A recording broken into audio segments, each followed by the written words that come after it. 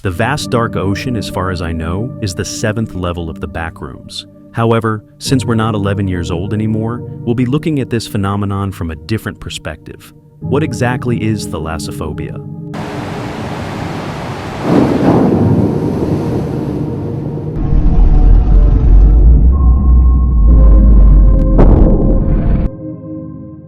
Thalassophobia, or sometimes called bathyphobia, as you might have guessed, is the fear of depth, specifically the dark kind, where you cannot see the bottom, and anything could be there instead of a bottom. What constitutes the frightening factor is something each person decides for themselves. Naturally, an ordinary person can only become acquainted with the horrors of the deep through video or photographic materials, so it's easiest to dive into this topic through compilations on YouTube. As soon as humanity learned to overcome various water obstacles, myths and legends about terrifying creatures and phenomena lurking beneath the water's surface began to proliferate in virtually every culture. Hence the numerous tales of Leviathan, sea serpents, sea dogs, and of course His Majesty the Kraken. As science and technology advanced, many of these fantastic stories were debunked, yet unidentified carcasses, known as globsters, washed ashore still captivate the imagination. There are many people who experience a phobia, or dislike of the ocean's depths. To be honest, everyone I've asked feels differently. Some find artwork depicting fish people terrifying, while others are unsettled by photos of ordinary marine life, or simply by dark ocean waters. This is not the same as hydrophobia. Hydrophobia is simply the fear of drowning in places that are, let's say, problematic small bodies of water, or swimming pools. I believe it develops in a person as a result of some traumatic experience in the past, unlike thalassophobia, which seems to be common among most people who are at least not involved in diving professions. The topic of thalassophobia is unusual. It can be triggered even if someone has never been to the sea, let alone the ocean, or been anywhere near one. The strangest take on where a person might get thalassophobia is that it's a complex fear of the unknown, stemming from family issues, or again, a traumatic experience. However, it seems to me that thalassophobia is actually the least related to fears of drowning. If you find yourself in a black ocean abyss where a giant humanoid-like face suddenly starts staring at you and reaching out with its tentacles, losing consciousness or even drowning might not be the worst scenario. So, I tend to believe that such fears arise from general anxiety and the foolishness of the human mind, which often imagines unrealistic scenarios.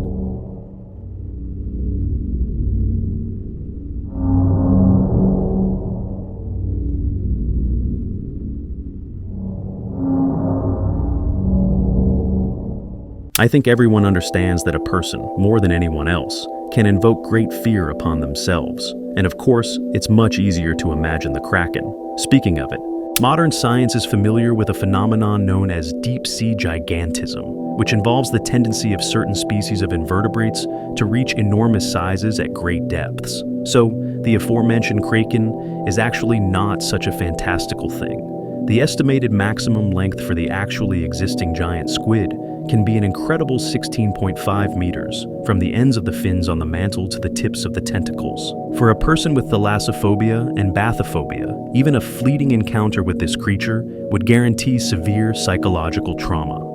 Submechanophobia is the fear of submerged or underwater mechanical objects. There are many compilation videos on YouTube about submechanophobia, and it seems to me that if the object is humanoid or resembles an animal, the effect is doubled. Just so you know, there is an entire attraction in Disneyland with underwater animatronics.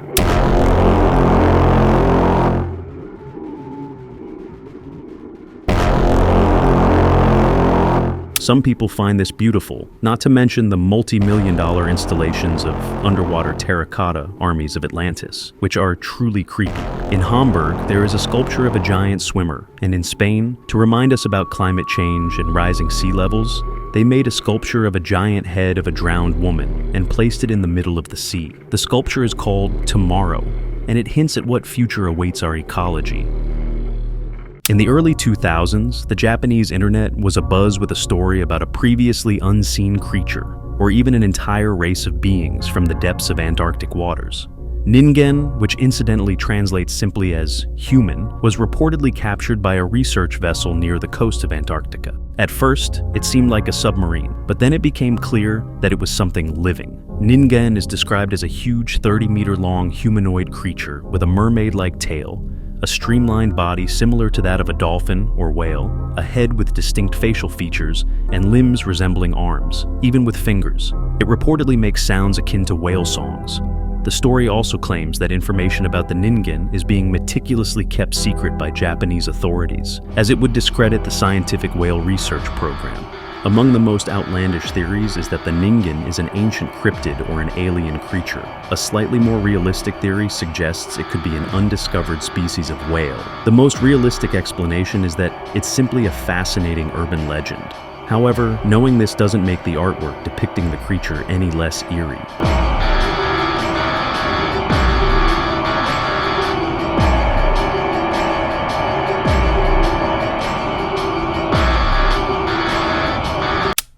The culture of thalassophobia has been developing very actively in recent years. Games, in particular, capture its atmosphere especially well.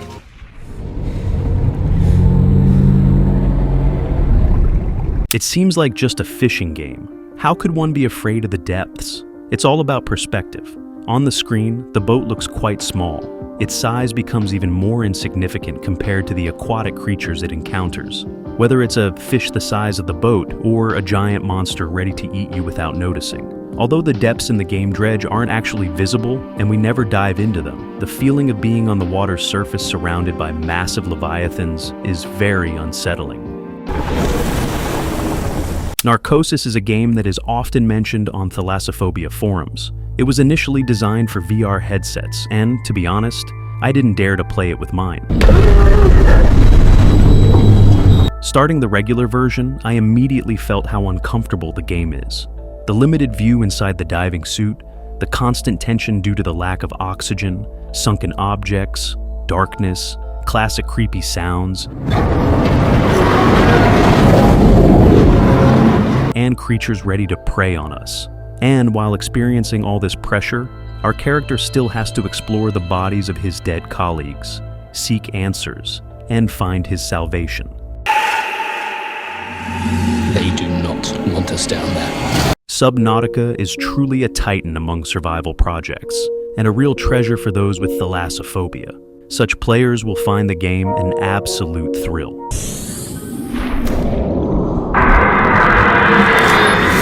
The game begins relatively harmlessly in quite friendly and shallow biomes, but after some time, the player will inevitably encounter giant and extremely aggressive life forms, leviathans. For the corresponding emotions, it's not even necessary to venture into the bottomless dead zone or face the monstrous reaper head-on. It's enough just to be in a relatively deep biome where you can't see the bottom. And then, looking down, your brain will eagerly take the bait and start sending you alarm signals bordering on real panic. But if you decide to dive into the world of this game, when you hear that sound,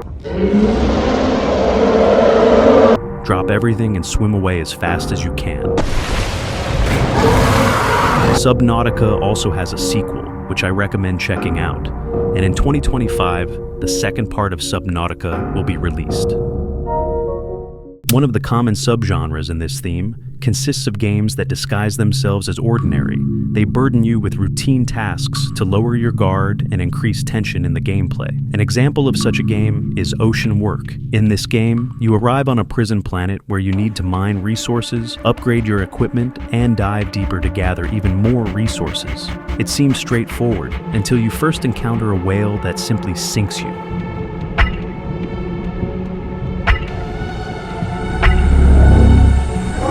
Injury detected. Then, you find strange coordinates and the bodies of other prisoners. Curiosity takes over, and turning off the instinct for self-preservation, you head into the darkness, relying only on the sonar that occasionally paints a picture in front of you. As you approach the coordinates, you gradually discern an underwater creature. When it dawns on you that it's a huge squid, and not just one, it becomes truly terrifying. The fear stems from sheer hopelessness, as there is no escape in the water.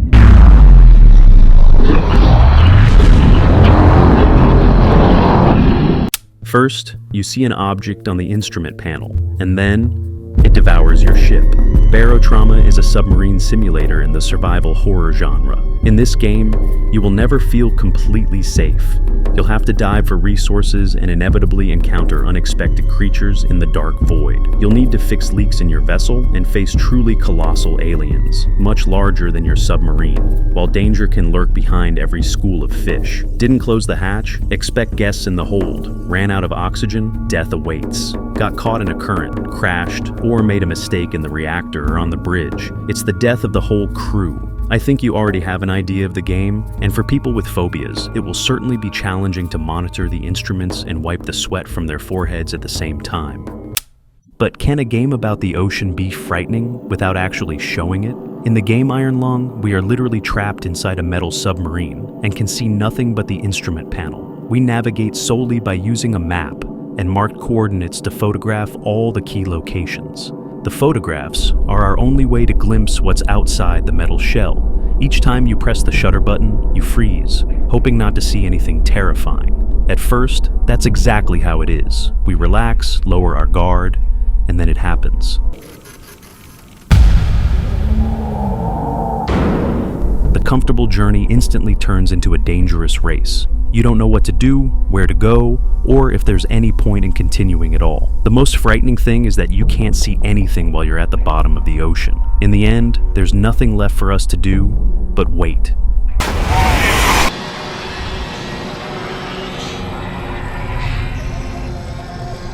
Soma is a psychological horror game set underwater, where most of the time is spent inside underwater stations. However, transitioning from one station to another sometimes forces you out of your comfort zone, meaning you have to leave the safety of four walls and step into the open, endless space.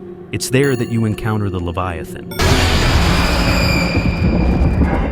You can't wait it out, and you can't kill it. All you can do is run, and hide. Chills run down your spine when this monster passes by just a meter away.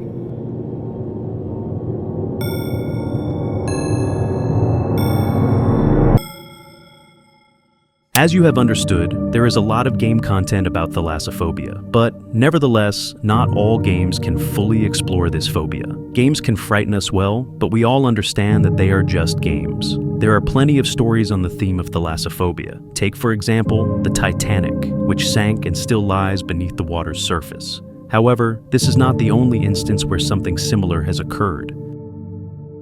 On the submarine Kursk, the entire crew of 118 people died in what is probably the most well-known maritime disaster in Russia. 95 were killed by the first and second explosions in the submarine. The sailors who were in the 6th, 7th, and 8th compartments survived. They moved to the farthest 9th compartment with the remaining provisions and oxygen. They sealed the exit, but water gradually seeped in. In this underwater prison, at a depth of 108 meters, they met their deaths. It is even more terrifying to imagine the hypothetical scenario that they died one by one. All 23 people, without even the ability to dispose of the bodies as they were completely sealed. From the last members of the crew, led by Captain Kolesnikov, only a note remained with the names of the sailors who were still alive at that time, with a remark that they even attempted to send an SOS signal. However, in waters full of other ships, the signal was mistaken for an SOS from a nearby American submarine, according to official information. The rescue operation for Kursk lasted 11 days but was unsuccessful. In 2022, at Pier Number 6 in Pointe-à-Pierre, preparations were underway for technical work on an inactive pipeline involving 5 divers. They needed to enter it, but due to a sudden drop in pressure inside, all 5 divers were sucked into it. For 90 seconds, they traveled 1,200 feet through the pipe to a spot where a small air pocket had formed, allowing them to breathe somewhat. Despite the stress and panic, the men tried to remain calm and discussed a plan of action. They decided to progress through the pipe, where they eventually found 2 oxygen tanks. However, the further they advanced, the smaller the air pocket became. In the end, the men decided to send one of them in an unknown direction to bring back help. That person turned out to be the diver Christian. Luckily for him, he swam in the right direction and eventually ended up at Refinery Station. I won't keep you in suspense and will say right away, he survived, but his team did not.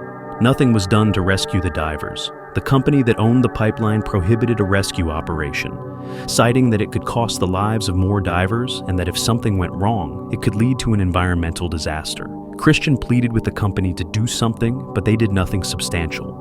During all those days, the trapped divers painfully perished, with their eyes, mouth, nose, and skin burned by the oil, choking on it, and poisoned by the fumes from that infernal mixture, suffering from thirst, hunger, and cold. Only their exhausted, lifeless bodies were retrieved from the pipe. In 2014, the Nigerian tugboat Jackson 4, with a crew of 12, began sinking one unfortunate morning. The ship's cook, Harrison O'Keefe, was lucky enough to be in one of the enclosed cabins at the time of the flooding. Trapped in a dark room at depth, wearing only shorts, he spent 3 days praying incessantly.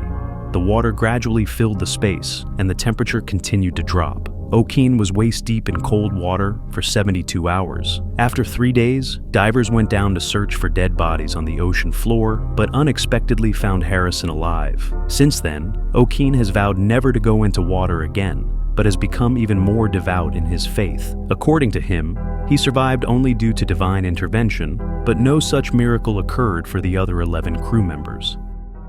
Thalassophobia, or the fear of depths in the ocean, is quite an interesting yet frightening topic. We don't fear the darkness itself, but what we believe is hidden within it. Similarly, depths scare us not so much by themselves as by what may lurk within them. Thank you for your attention. We look forward to seeing you in future episodes, where we will continue to explore the fascinating and mysterious world around us.